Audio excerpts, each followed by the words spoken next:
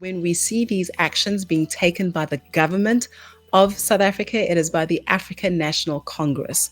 It is the African National Congress that has taken Israel to the International Court of Justice. Yes, it has used the South African name because, of course, they govern a country named South Africa. Yes, they used South African lawyers because those lawyers are citizens of South Africa and they would agree with the ideology that was put before them in terms of the court case. But the sentiment that is represented by this court case in terms of being anti-Israel, being anti-Zionist, being anti-Semitic, and also, frankly, being a puppet of Hamas and a puppet of Iran is not the same sentiment that is on the ground in South Africa. And this sentiment is evidenced in various forms, and I'll just give one or two examples and then I'll leave it for now.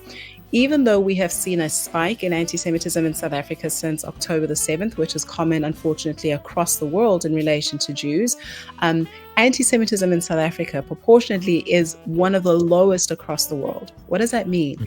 It means that in terms of attacks against Jewish people, whether it's just verbally or even in terms of physical assault, the Jewish community in South Africa is amongst the safest in the world for purposes of being Jewish. And I want to make that quite clear. Yes, we've got a fairly high crime rate, so ordinary South African citizens are subject oftentimes to various forms of violence. But in terms of just being attacked because you are Jewish, South Africa is one of the safest in the world. That's the first thing.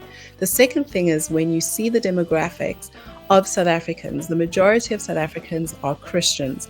And in our Christian belief, you then see a great swell of support, which has been there for decades in terms of Christian Zionists standing and supporting Israel. And even those that don't subscribe to the Christian religion, they're Zionists. I oftentimes say that Africans are Zionist by definition. In our DNA, we are. And so there's also been evidence across the years, even more recent months, where you'll see support for Israel and the Jewish people in the streets, and you'll see the prayers in the churches, right? So there's definitely a almost like a contradiction in terms of how South Africans feel and then what's happening and what's being represented at the ICJ. Maybe actually let me say one more thing. There's also a lot of anger amongst ordinary South Africans at the fact that the ANC has taken Israel to the International Court of Justice. Not only because it doesn't represent us in terms of our stance as it pertains to Israel, but also it is distracting and taking responsibility away from what the ANC is not doing for its people.